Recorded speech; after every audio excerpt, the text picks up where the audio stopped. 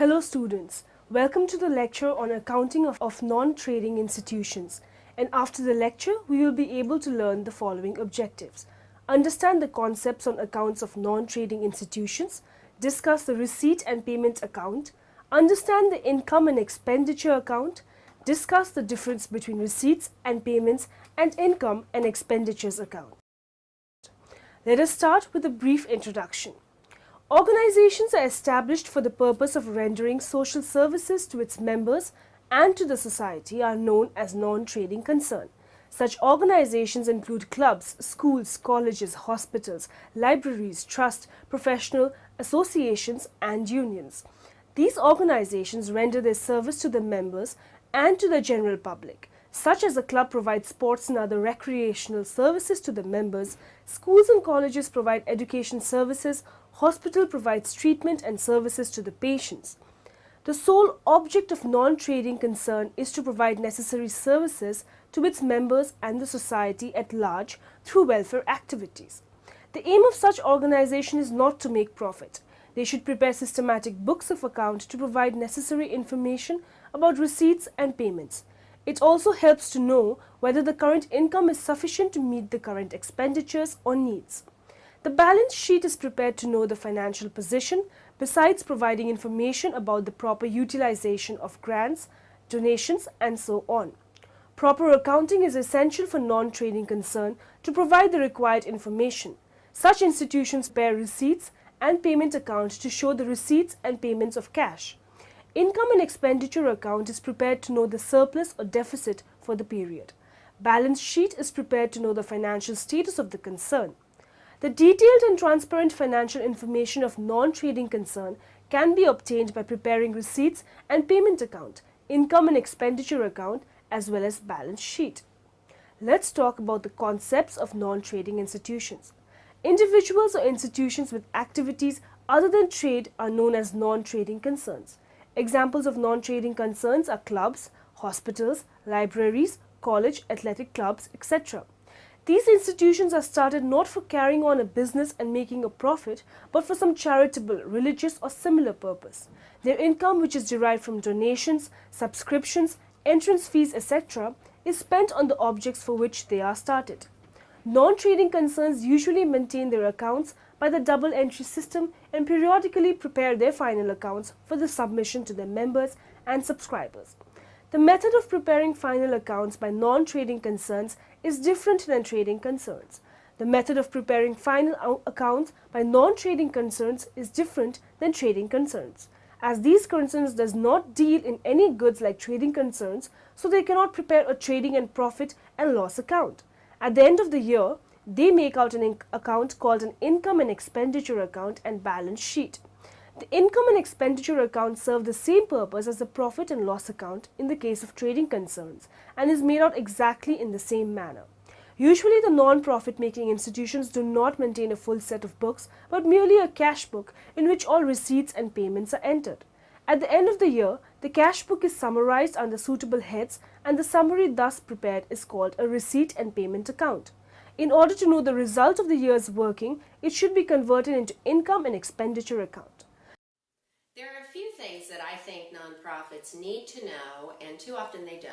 As I've worked with not-for-profit organizations over the years, I realize that they don't know they really are a business. Again, you bring people in with passion, they often don't know. They need to run that not-for-profit like a business. That is very important. Another important thing that nonprofits need to do is have financial policies.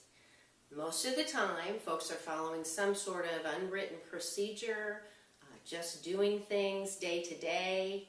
Somebody's out, somebody else goes ahead and runs a check or whatever. But there are no controls, no internal controls. There's nothing written so that nobody knows what's really going on in the financial and accounting area. So it's really important that you have financial policies and you can bring folks into the organization if someone leaves and they can look at, these are the policies, now I know what to do. The other very important thing is to know what is your cash balance. Most folks know if they don't have enough money to make payroll, and certainly that causes a lot of sleepless nights, I know, for executive directors. But it's really important to plan and to say, okay, what are my cash needs 30 days out, 60 days out, 6 months out? Because if you know your cash needs, then you can go about making sure you're meeting those needs. You can talk to the board of directors. Perhaps you need to do some more fundraising. Perhaps it's time to cut some of the costs. But if you don't really project out, then you find yourself always being burdened by, oh my word, I can't make payroll tomorrow, what am I going to do? So it's important to do that planning.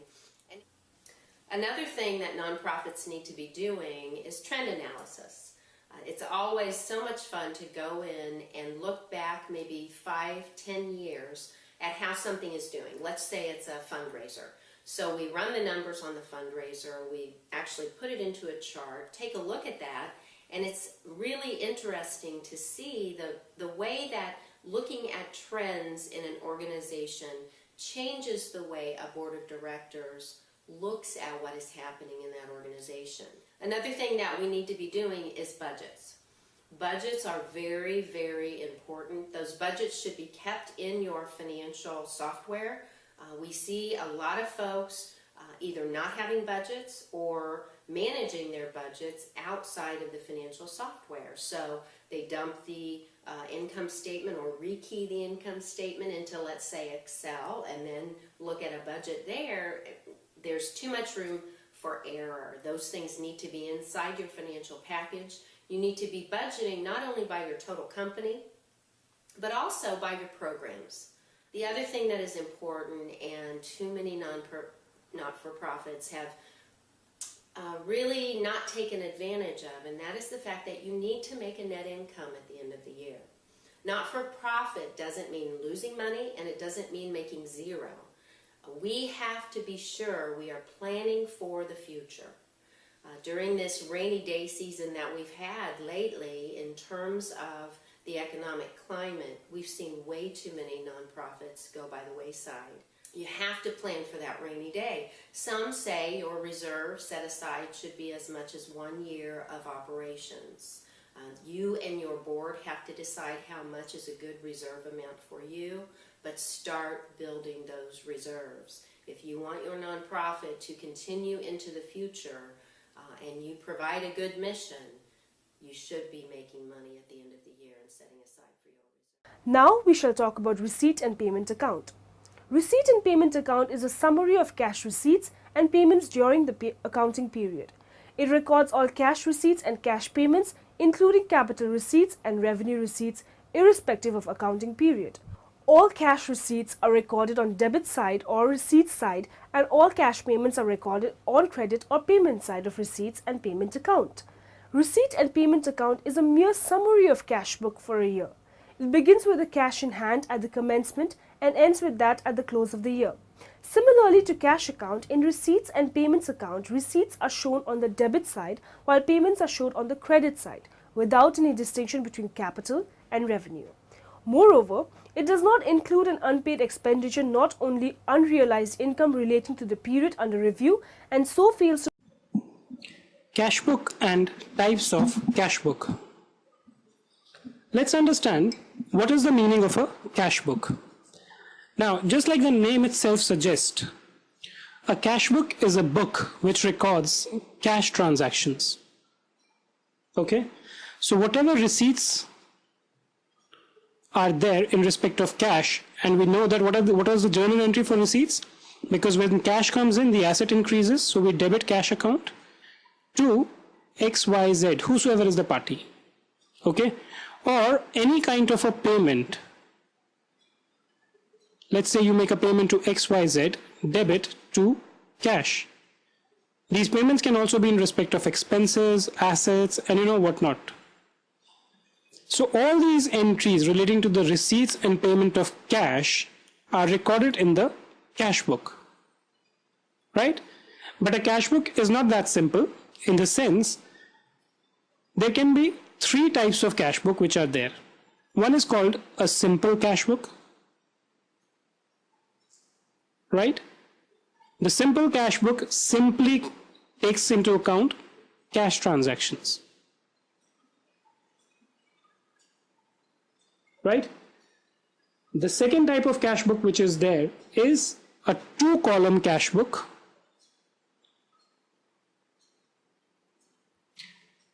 It's not difficult to guess what the other column will be. I gave you a hint in the previous video. One is obviously the cash. The second column takes into account the bank transactions, right? So what will happen is that it will have 2 columns instead of 1, and one column will be for cash, the other one will be for bank. And the last one is a 3-column cash book. Okay? 3-column cash book. This has 3 columns, one for cash, one for bank, and one is for discount. Right? So in respect of any of the transaction, right, whatever is the discount given. Now discount is what? Discount is an expense, right? If it is given, so it is recorded on the debit side. Whereas any discount received is an income and it is recorded on the Features of receipts and payment accounts. The essential features of receipt and payment accounts are summary of cash transactions. All cash receipts and payments made by the concern during the accounting period are recorded in this book. Therefore, receipts and payments account can be taken as a summary of cash transactions. Cash and bank items in one column. All receipts, either cash or bank, are recorded in receipts columns of receipt sides, where all cash and bank payments are recorded in one column of payment column of receipt and payments account. The cash and bank transactions are merged to avoid contra entries of cash and bank transactions. No distinction between capital and revenue. All cash receipts and cash payments, irrespective of capital and revenue nature, are recorded in receipts and payments account. No distinct is made for capital receipts, capital expenditures, and revenue expenditures. Opening and closing. Balance of cash receipts and payments account starts from opening balance of cash and bank ends with the closing balance of cash and bank. Recording of cash receipts and payments. All cash and check receipts are recorded on debit side, where all cash and check payments are recorded on credit side of receipts and payments account. Ignores non-cash transactions. Receipts and payments account does not record non-cash transactions. Limitations of receipts and payments accounts. The receipts and payments account suffer from the following limitations. Receipts and payments account does not differentiate capital and revenue expenses and incomes. Receipt and payments account fails to show expenses and incomes on accrual basis. Receipts and payments account fails to show surplus and deficiency. Receipts and payments account fails to show non-cash transactions such as depreciation of fixed assets, pilferage, etc. Advantages of receipts and payments account. The following are the advantages of receipt and payment account. Total receipts and total payments under various heads are available at a glance. The amount of cash in hand at the year end can be ascertained. The correctness of cash book can be verified through it. The total of debit side of cash book will agree with the total of the receipt side of this account. On the other hand, the total of credit side of cash book will agree with that of payment of this account. Let's study in brief the income and expenditure account. Income and expenditure account is merely another name for profit and loss account. Such type of profit and loss account is generally adopted by non-trading concerns like clubs, societies, hospitals, and like, etc. This account is credited with all earnings, both realized and unrealized, and debited with all expenses, both paid and unpaid.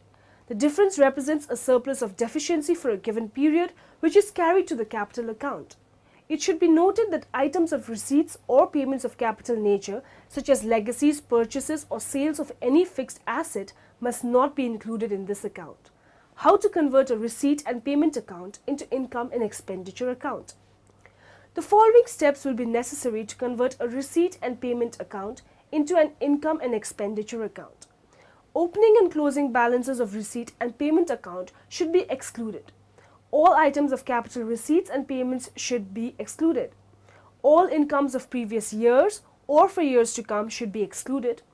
All expenditures of previous years and years to come should be excluded. All accrued income and outstanding expenditures relating to the period should be included. Items such as bad debts, depreciation, etc. will have to be provided. Treatment of peculiar items. Generally in exercises, the instructions are given as to the treatment of special items. Such instructions are based on the rules of the concern. These should be followed while solving questions. In cases where no specific instructions are given, the following guidelines may be considered. Legacy. It is the amount received by the concern as per the will of the donor. It appears in the receipt side of receipt and payment account. It should not be considered as an income but should be treated as capital receipt, that is, credited to the capital fund account. Donation. That is the amount received from any source by way of gift is described as donation. It appears on the receipt side of the receipt and payment account. Donations are usually credited to income. Rules of the association may provide that a part of donations are to be treated as capital. However, if donations are received for a specific purpose, viz. Building, free dispensary, etc., then it should require special treatment. Subscription. The members of the associations as per rules are generally required to make annual subscription to enable it to serve the purpose for which it was created. It appears on the receipt side of the receipt and payment account and is usually credited to income. Care must be exercised to take credit for only those subscriptions which are relevant. Life membership fees. Generally, the members are required to make the payment in a lump sum only once, which enables them the members for whole of life. Life members are not required to pay the annual membership fees. As life membership fees is substitute for annual membership fees, therefore it is desirable that life membership fees should be credited to separate fund and fair portion be credited to income in subsequent years. Entrance fees. Entrance fees are also an item to be found on the receipt side of receipts and payments account. There are arguments that it should be treated as capital receipt because entrance fees is to be paid by every member only once, that is, when enrolled as member, hence it is non-recurring in nature. But another argument is that since members to be enrolled every year and receipt of entrance fees is a regular item, therefore it should be credited to income. Sale of newspapers, periodicals, etc. As the old newspapers, magazines and periodicals etc. are to be disposed of every year, the receipts on account of such sales should be treated as income and therefore to be credited to income and expenditure account. Sales of sports material. Sale of support materials used is also a regular feature of the clubs. Sales proceeds should be treated as income and therefore to be credited to income and expenditure account. Honorarium. Persons may be invited to deliver lectures or artists may be invited to give their performance by a club for its members. Any money so paid is termed as honorarium and not salary. Such honorarium represents expenditure and will be debited to income and expenditure account. Special fund. Legacies and donations may be received for specified purchases. As discussed above, these should be credited to special fund and all expenses related to such fund are shown by way of deduction from the respective fund and not as expenditure in income and expenditure account. Capital fund.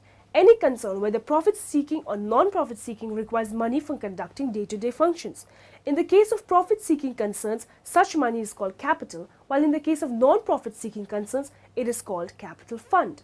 The excess of total assets over to external liabilities of a concern is called capital fund.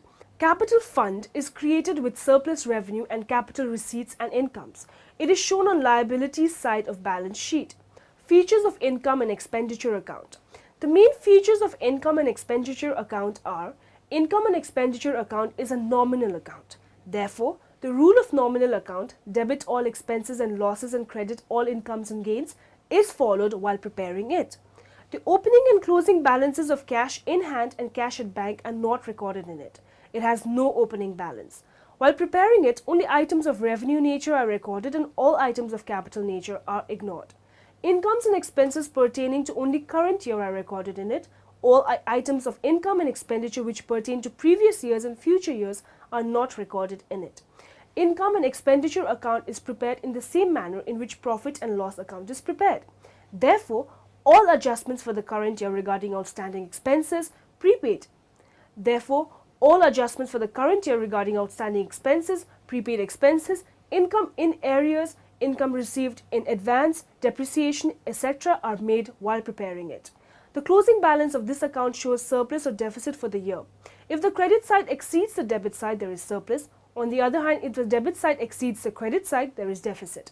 The surplus is added to the capital fund while the deficit is deducted from the capital fund. Income and expenditure account is prepared at the end of an accounting period. Income and expenditure account contains revenue items only. Income and expenditure account is prepared on an accurate basis. And revenue income. Capital expenditure. If we have capital income, then it's used to buy assets for the business.